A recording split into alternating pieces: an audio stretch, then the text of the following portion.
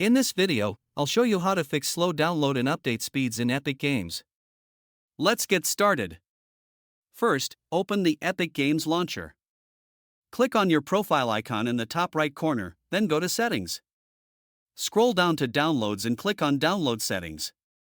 Now, make sure Limit Download Speed is unchecked. If it was enabled, disable it and check if your speed improves. If it's still slow, close the launcher completely, including from the taskbar. Next, press Windows plus R to open the Run box. Type %localaptita% and press Enter. Now find the folder Epic Games Launcher and open it. Go to Saved, then delete the folder called webcache_4430. Also empty your recycle bin. Now reopen Epic Games and check your speed. If it's still not fixed, close the launcher again. Open the Start menu and search for Control Panel, then open it. Set View by to large icons.